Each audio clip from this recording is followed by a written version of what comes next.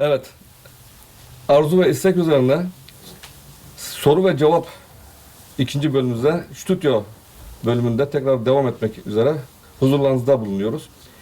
Yine Nakşibendi tarikatının en yüksek otoritesi olan Şeyh Muhammed Adil Hazretleri'nin huzurlarındayız. Kendisine tekrardan yine hoş geldin diyoruz. Hoş geldin sultanım. Hoş bulduk. Allah razı olsun. Sefalar getirdiniz. Sağ olsun. Yine Mehmet Küçük hocamız ilahiyatçı, uzman psikolog olarak sorularını soracaktır. İnşallah biz vakit kaybetmeden hemen başlıyoruz. Buyurun hocam. Evet, çok teşekkür ediyorum. Ben de Lütfafen Harmoni'de Hertz'in dergahı stüdyosunda olmaktan, aynı zamanda Şeyh Mehmet Efendi'nin huzurunda bulunmaktan çok memnun olduğumu dile getirmek istiyorum. Yine bu imkanı bizlere sağlayan Ayberk Efendi'ye de tekrar teşekkür etmek istiyorum. Biz teşekkür ederiz. Efendim, hemen sorularımıza geçmek istiyoruz. Stüdyodaki sorularımız biraz farklı olacak. İki alan üzerinde değerlendirme yapmaya çalışacağız. Akademisyenler, yani ilahiyat bölümü ile tasavvuf alanındaki yaşantı ve ilim alanındaki ile alakalı sorular olacak. Başta şunu sormak istiyorum sizlere. Siz her iki alanda da icazetli olduğunu biz biliyoruz. Hem zahiri hem batını ilimlere vakıf olduğunu biliyoruz. Onun için burada hem bize hem de bizleri izleyen seyircilerimize çok aydınlatıcı cevaplar vereceğinize inanıyorum. O yüzden yani Allah Celle Celaluhu şimdiden razı olsun. Sizden de Allah razı olsun. Başta şunu sormak istiyorum. Mevlana Celaleddin Rumi Hazretlerinin şeyhi, üstadı, piri Şems-i Tebrizi Hazretleri bir ölçü beyan ediyor. Diyor ki bu ölçüsünde, Kur'an diyor 4 kategori üzerine anlaşılır ve okunabilir diyor. Birincisi diyor zahiri ilim, yani satırdan yazılanı satırdan okuyup satırdan anlamak. Hani bu bizim daha fazla alanımız, akademisyenlerin, ilahiyatçıların alanı, işte zahirde yazılıp da onu anlamaya çalışmak. İkincisi ise diyor batını ilim, yani derin ilim, manevi ilim. Üçüncüsü ise batının batını diyor, derinin daha da derini, perdenin arkası diyor. Dördüncü ilim ise diyor bu ilmi anlatmaya kelimelerin kifayetsiz kaldığı bir ilimden bahsediyor. Bunu Şems-i Tebrizi Hazretleri bir ölçü olarak insanların imkanına sunuyor. Ben bu konu hakkında bir sohbet yaptıktan sonra üniversiteden üst düzeyden akademisyen arkadaşlarımız, doçent ve profesör unvanında olan arkadaşlarımız bana şöyle ithamlarda bulundular. Şems-i Tebrizi dediğin kişi daha Kur'an okumasını bilmiyor. Nasıl insanlığa faydalı olabilecek de böyle Kur'an'dan size ölçü sunuyor? Onun dine ne kadar zarar verdiğini sen bilmiyor musun gibi böyle bir sürü ithamlarda bulundular. Efendim, size sormak istiyorum. Hatta bu alanda Mevlana Hazretlerini, Muhyiddin İbni Hazretlerini, Hallacı Mansur Hazretlerini, yani bu zamana kadar gökyüzünde ismini altın harflerle yazdırmış olan Allah dostlarını alaya alan, ondan sonra küçümseyen, yok sayan, hatta yalanlayan bir sürü akademisyen var. Bu alanda efendim bizlere ne söyleyeceksiniz, seyircilerimize ne söyleyeceksiniz? Selamun Aleyküm ve Rahmetullahi ve Berekatuhu. Bismillahirrahmanirrahim. Bu nasıl diyeceğiz? Yani la havle ve la kuvvete illa billah diyeceğiz. Hasbunallah ve ni'mel vekil diyeceğiz ki ya bunlar insanlara bu ünvanları, bu gibi ünvanlar verilen insanlara verenlerden Allah'a sığınırız. Çünkü dedikleri doğrudan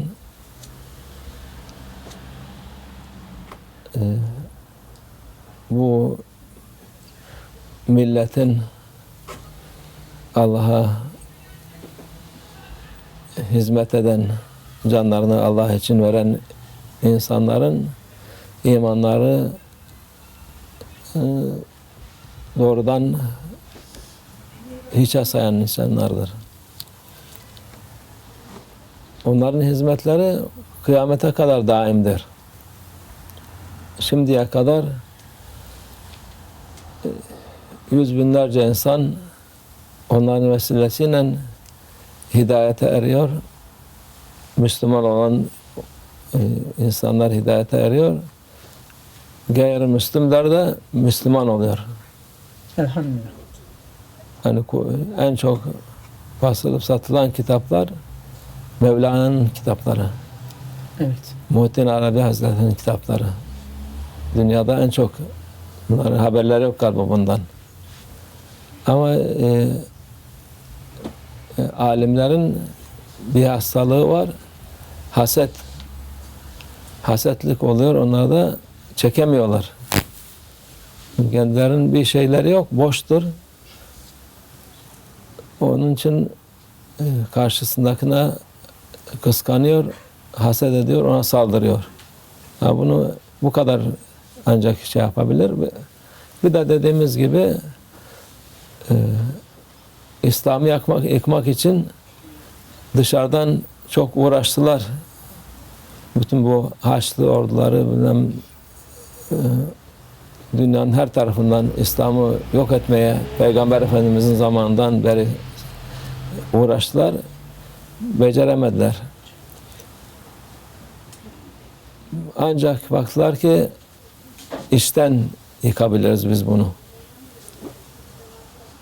Onda maalesef bu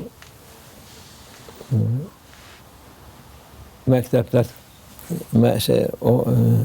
okullar, üniversiteler yaptılar. Müslümanlar onları yapsın diye evlerini sattılar, altınlarını sattılar, ne kıymetli varsa sattılar. Onlar olsun, onlar Müslümanlık yükselsin diye. Onlar da bunları güzel kullandılar. Ne kadar bozuk adam varsa onları oraya yerleştirdiler. Şimdi gördüğümüz gibi binlerce, eskiden 3-5 tane vardı akademisyen bu şey yapan. Şimdi binlerce var onlara benzeyen maalesef. Evet. Her tarafa çıkıyorlar. İslam maneviyat olmadıktan sonra bir kuvveti olmaz. Maddi, manevi olacak. Dediğiniz gibi bu kerametlerden de inanmıyorum ama kerametler eskiden beri değil, yeni de var. Az önce bir anlattığınız bir herifin biri vardı bu akademisyenlerden. O sırf yani menfaat için bu işi yaptı. Evet. Şeyh Efendi o çıkınca televizyona seyretmeyin, kapatın diyordu. En sonunda iyice bir azlıydı. Bizim hanım bir teyzemiz vardı. Şeyh Efendi'ye çok canı sıkıldı. Bu adam böyle söyledi. Yani bu adam içinden çürüyecek. Hakikaten de dediğin gibi çürüdü gitti. Evet. Yani bunlara inanmak işte, inanan insanlara üzülüyoruz. Yoksa bizim tasavvuf ehli insanlardan bir beklentisi yok. Ancak Allah yoluna gelsinler de uğraşıyorlar. Menfaat için uğraşmıyoruz. Şeyh Efendi gene seneler önce işte bir gene ismi lazım olmayan bir insan yok. Şöyle okullar yaptı yok. Böyle insanlar yetiştiriyor filan. Binlerce, yüz binlerce röportaj yaptı. O dedi okullar yapar, bir şey yapar. Biz dergahımızda otururuz. Allah'a dua ederiz diyor. İnsan yetiştiririz dedi. Onlar talebe yetiştirsin. Biz insan adam vazifemiz adam yetiştirmektir diyor. Yani tarikat ehlinin işi adam yetiştirmek. Adam olan da hakkı kabul eder. İnsanlara hiyanet etmez. 3-5 kuruş için ahiretini satmaz. Bunlar hepsi ahiretini satmış insanlardır. Evet. Çünkü başka iman yoktu. İman zerre kadar imanlar yok bu insanların bu gibi zatlara laf söyleyen insanların zerre kadar imanları yok. Bazıların babası bile evlatlıktan reddetmiş insanlar var içinde. Evet, çok doğru.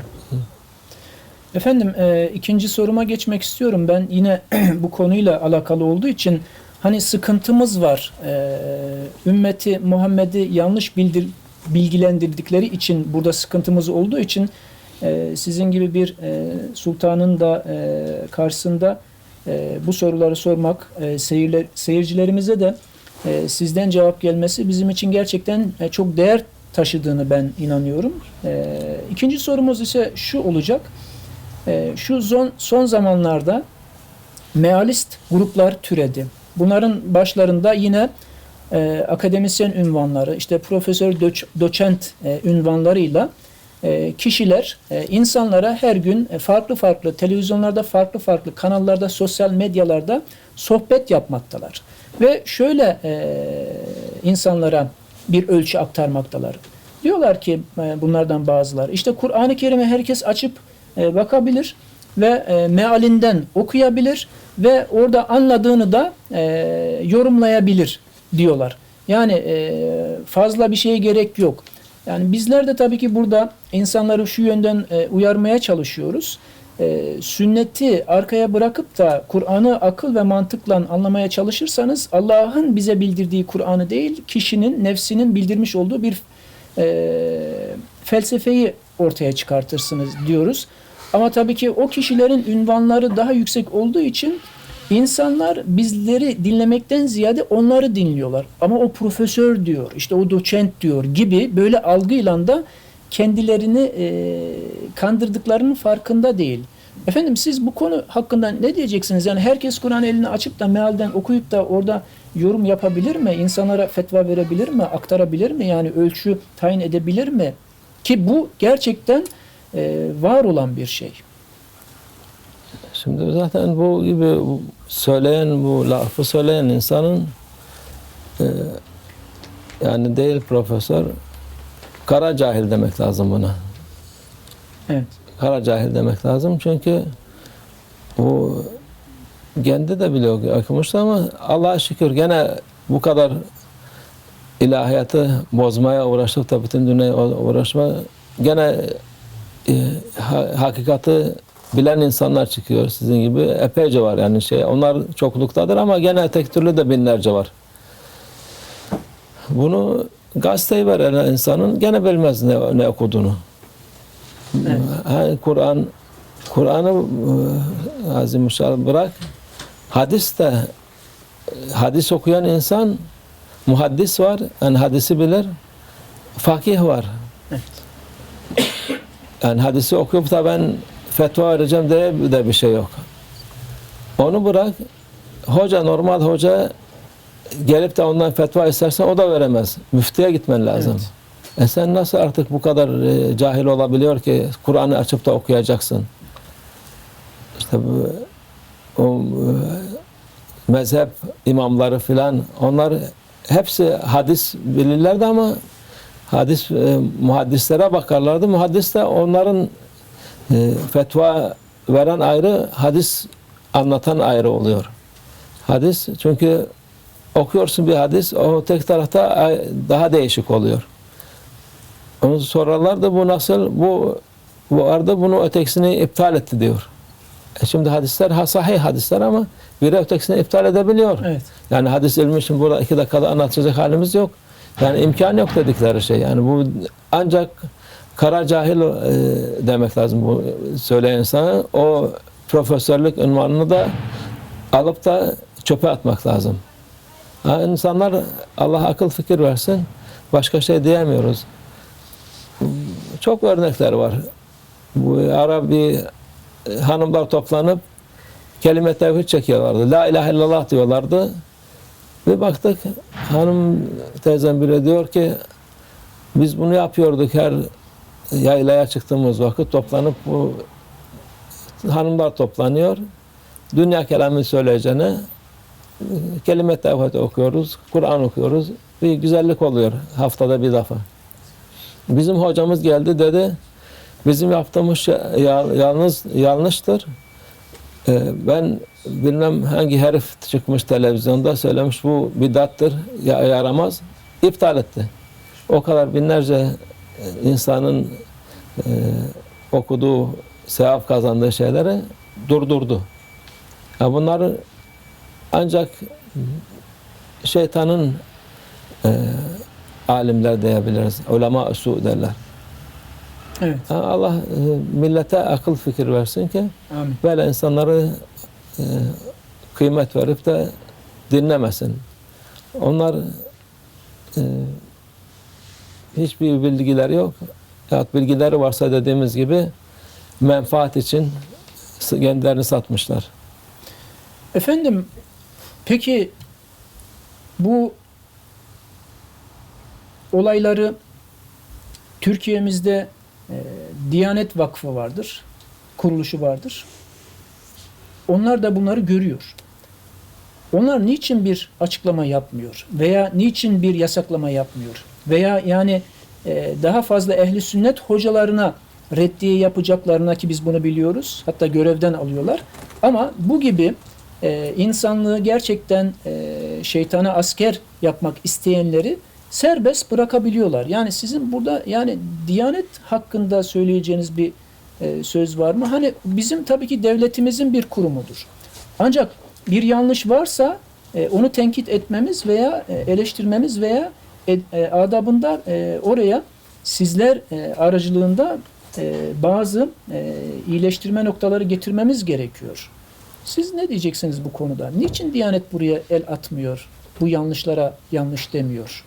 Çünkü her tarafta o insanlar aynı, her tarafta nerede varsa orada da aynı şekilde mevcut insanlar var. Aynı, Yani Diyanet içerisinde onlar da de ilahiyattan gelmişler adamlar. Nereden şey yapacaklar?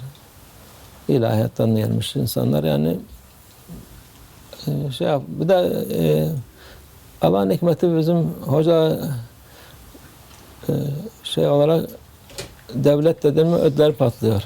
Yani hak olsa bile ben ellemeyim, karışmayayım, başıma bir şey gelecek diye ya işten olacağım, vazifeden olacağım. Onun için bildikleri halde onlar da la havle çekip oturuyorlar orada. ama hakkı gizliyorlar. Tabii. Yani. Hepsi bilir yani o şey, mesele. Efendim diğer bir soru da gerçekten şu son zamanlarda bu daha da çoğaldı. Bunu görüyoruz haberlerde, sosyal medyada, insanlarda tarikat ehline, hak olan tarikat ehline ve mürşitlere, şeyhlere pervasızca saldırılar var.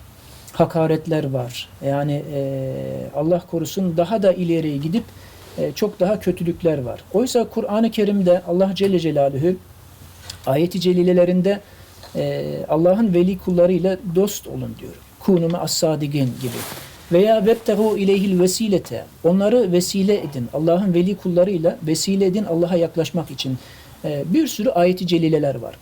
Ancak yine diğer tarafta tarikatları çamur atmak isteyen şahsiyetler de müşriklere inen ayetleri insanlarımıza sunarak bakın diyor işte siz bir Allah dostuna tabi olduğunuz zaman Allah'ın övmüş olduğu bir kula, veli kula tabi olduğunuz zaman siz şirke giriyorsunuz diyor. Oysa onların getirmiş olduğu ayetler insanlar bilmiyor. Avam bilmiyor. Müşriklere, putlara tapanlara inmiş ayetler. Burada siz insanlara ne söyleyeceksiniz? Yani bir Allah dostuna tabi olmak ne kadar önemlidir? Bir Allah dostunun Allah'ın övmüş olduğu veli kulun yanında bulunmak ne kadar doğrudur? Bir Allah dostuna hakaret etmek, saldırmak ki ayeti celileyle sabittir diyor. Kim benim bir veli kuluma savaş açarsa bana savaş açmıştır diye de uyarmasına rağmen bu konu hakkında siz ne söyleyeceksiniz seyircilerimize? Şimdi bu mesele iki şık var. Bazıları yani tarikatız diyen ehil olmayan ya kendini hakkı olmayan bazı kişiler var. Tarikatı kullanabiliyor hani. Evet. Onlar zaten tarikat ehli azdır. Onlar da azdır ama öyle bir gösteriyorlar ki bütün tarikatlar böyledir diye. büyütüyorlar işi, çok büyütüyorlar. Zaten biz de söylüyoruz, bizim kime gibi bakarsanız şeriatı muhalif olarak görseniz ya uyanı ya tabi olmayan onlara. Tarikat şeriatın özüdür. Yani tarikattan, şeriattan bir ayrılığı yok.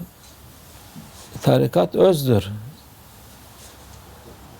Yani o da kötülük yapacak değil. İmanını kurtarmak için insanlara yardım ediyor. İnsanları ahirete inansınlar diye, ahirete hazırlık etsinler diye uğraşıyorlar. Bu dediğiniz mesele 1400 senenin 1500 seneye geliyor Peygamber Efendimizin geldiği vakit. Kalkıp da şimdi bunu tazim ettik diye kalkıp Hazreti Ebubekir'e mi tapıyoruz? Hazreti Ali'ye mi tapıyoruz? Nakşibendi Hazretlerine mi tapıyoruz? Mevlana'ya mı tapıyoruz? Onun hiçbirine şey yapmıyor. Hepsine onların ruhlarına hediye ediyoruz. Onların bereketi üzerimize olsun diye. Yani o bir Allah'a tapmadıktan sonra, Allah'a taptıktan sonra yani şirk koşmuyorsun. Şirk işte onların yok bunlar onlara doğrudan tapıyorlardı. Put yapmışlardı. Kalkıp karşısına tapıyorlardı. Paralar veriyorlardı. Her türlü şeyi onların karşısında yapıyordu. Şimdi 1500 sene oldu. Öyle olmadıktan sonra nereden çıkarıyorlar ki şirk yapıyoruz diye? Şirk başkasına taptığın vakit doğrudan kalkıp da sen kıble bu tarafa değil, sen putu korsun bu tarafa, puta taparsın. Yani mantıklar yamuk bunların. Evet. Bir de insanları günaha sokuyorlar. Allah'tan evliyalar, Allah'ın dostları merhametlidir. Elhamdülillah. Allah ıslah etsin diye dua ederler onlar. Çünkü bu insanlar kandırılmıştır. Peygamberin dediği gibi bunlar bilmiyorlar. Bilseler bu şeyi yapmazlardır. Onları kötülüğe götüren insanların vebalı var. Onlara günahları olur. Efendim, tabii ki sorulacak o kadar çok soru var ki bizler de o soracağımız sorulara, alacağımız cevaplara hasretle bekliyoruz ama tabii ki sizler bu yoğun koşuşturma içerisindesiniz, biliyoruz. Onun için burada ben hakkımı inşallah Ayberk Efendi'ye devretmek istiyorum. Çok teşekkür ediyorum. Çok güzel vermiş olduğunuz cevaplardan dolayı bizleri aydınlattınız, seyircilerimizi aydınlattınız. Aslında çok daha sorular var ve bizler de sizlerin himmetiyle, desturuyla elimizden geldiğince bu yola, bu yöne doğru insanlarımızı davet ediyoruz. Tabii ki bunu bir stüdyo çekiminde bütün meseleleri konuşabileceğimiz mümkün değil. Gönül ister ki konuşalım, anlatalım. Çünkü maalesef gerçekten çok kandırılmış insanımız var. Biz bunlara üzülüyoruz. Bu doğrultudan inşallah Teala himmet ederseniz inşallah sizin safınızda yerimizi aldığımız gibi Rabbim bizleri bu dünyada birlikte eylediği gibi inşallah mahşerde de ahirette de cennette de birlik beraber eyler diye dua ediyoruz. Himmet istiyoruz. İnşallah. Allah razı olsun. Sizden Ben sözü Ayberk Efendi'ye bırakmak istiyorum. Sultanım, son olarak şu noktayı da ele alalım diyorum. Tarikat diyorlar. Var olduğu nerede yazıyor? Ne zamandan beri tarikat vardır? Bu yönden çok saldırılar var. Tarikat diye bir şeyin olduğu Kur'an'da yazmıyor. Ve peygamber zamanında da böyle bir şey yoktu diyorlar. Şimdi bu konuya da bir kısa değinirseniz inşallah ondan sonra programımıza son vereceğiz. Tarikat Kur'an'da da yazar. Onlar Kur'an'da yazmadan şey yok zaten. Ve en min ratbin ev yabisin illa fi kitabin mubin diyor. Tarikat içinde ve alla istakamu ala tarikati la asqaynahum ma'an gadaka diyor. Cin suresinde. Tarikata devam ederlerse Allah onlara bol rahmet verir. Sular verir diyor. O başka ama tarikatın zaten tarikat nedir diyorlar. Tarikat birinci en mühim şey ennema tarikatu adab diyor. Edeptir. Edebi öğretti tarikat. Bütün bu ecdadımız edepliydi. Hürmetliydi. Allah'a karşı edepliydi. Peygambere karşı edepliydi. En mühim şey. Ondan sonra sultanlarına karşı, vatandaşlarına karşı, hemşirelerine karşı, İslam'a karşı, herkese karşı edebi vardı. Budur edeb. Şimdiki edepsiz bunlar. Kendilerini akademisyen böyle bu tarikatı karşı olanlar resmen edepsiz. Yani bir konuşsalar edep diye bir şey yok. Onlardan edepsiz insandan da bir fayda yok. Ne kendisine fayda var ne başkasına faydası var. Sırf fitne, fesattırlar. Sultanım, bir de mürit ile şeyh arasındaki bağlantıyı da izah edebilirseniz, yani müritlik deyince insanların çoğu basit bir şekilde görüyor. İşte ben şeyhe biat ettim. Şimdi istediğim gibi davranabilirim. Nasıl olsa şeyh beni kurtarır, himmet eder. Yani madem şeyhe bağlandık artık bizim işimiz rahattır diye biraz böyle gevşiyorlar. Bu konuda bir şey söyleyebilir misiniz? Yani tabii rabıta, şeyhe bağlanmak da büyük bir şeydir, güzel bir şeydir. Onu bile öyle düşünse insan, o da iyidir. Çünkü itikadı var, şeyhimiz bizi gösteriyor, yolu gösteriyor. Onunla beraber oluruz diye, o da çok güzel bir şeydir. Yavaş yavaş kötü huyları varsa bile ileride yavaş yavaş temizlenir Allah'ın izniyle. Yani mühim olan şeyhe bağlılık. Şimdi giriyorsun mesela bir tarikata giriyorsun. Orada Mevlana'nın, şimdi gene geldik Mevlana, hamdım, piştim, yandım der en sonunda. Yavaş yavaş pişiyor insan yani. 1 sene, 2 sene, 5 sene zannediyor ki bir şey olmuyor burada. Ama o tarikatın içinde yavaş yavaş pişiyor. Pişecek insan. Onun tarikata girdikten sonra aklında kaldıktan sonra bir şey değil Allah'ın izniyle. Tabii yavaş yavaş yapması lazım. O da istidadından göre herkes yapamaz her şeyi. Bazıları birkaç senede bir sınıf atlar, bazıları daha hızlı. Ama mühim olan oraya girmesi, kaydolması. Sultanım, bir son olarak, en son olarak bir de dervişliğin anlamını sormak istiyorum. Çünkü çoğu işte derviş olduktan sonra derviş dediğin yan gelip yatar, Kur'an okur, zikir çeker, başka hiçbir şey yapmaz gibisine böyle bir rahatlık içinde. Yani çalışma azmi olmayan, sadece maksat şeyin kapısında durmaktır. Ama Kur'an okumaktır, zikir çekmektir. Onun ötesi dervişlik sayılmıyor gibisine düşünce içinde olanlar var.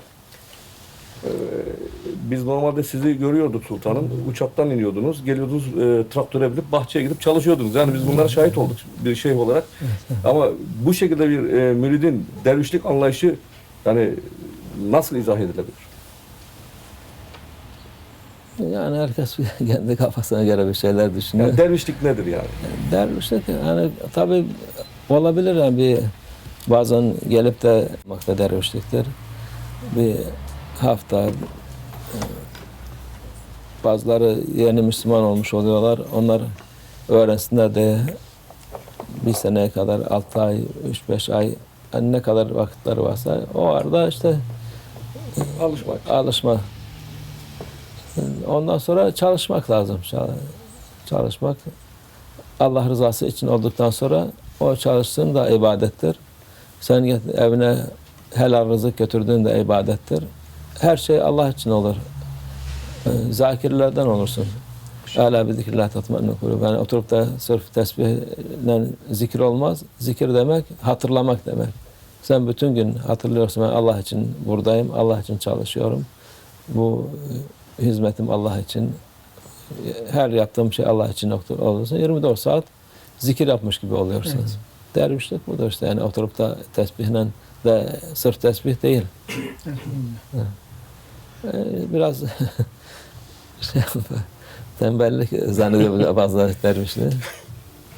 Yani çünkü hiç peygamberler de tembelliği sevmezdi. Çünkü dünya kısadır. Değerlendirilmek lazım. Kesinlikle. Sultanım çok teşekkür ediyoruz. Bizleri kırmadınız. Yani bu kadar vaktinizi aldık, değerli vaktinizi Estağfurullah. aldık. Allah razı olsun.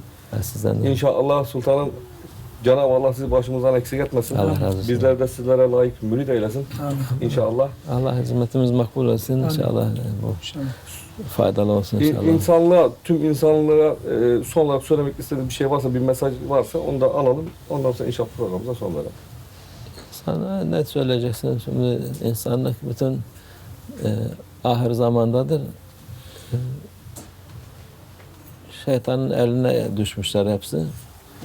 Nefislerinin elinde oyuncak olmuşlar.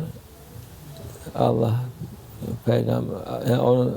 peygamber kitap diye onları bile tahammül etmiyorlar. İşte böyle fitne fesat çıkarıyorlar. Allah'ın dediği olacak inşallah. İnşallah. Başka diyeceğimiz yok çünkü vakit geldi inşallah. Çok teşekkür ederim sultanım. Evet, Muhammed Adil Hazretlerinin yüksek huzurlarında yapmış olduğum soru cevap programı burada sona ermiş bulunmaktadır. Kendisine çok teşekkür ediyoruz. Allah razı olsun diyoruz ve bu programı burada bitiriyoruz. Allah'a emanet olunuz. Sağ olun.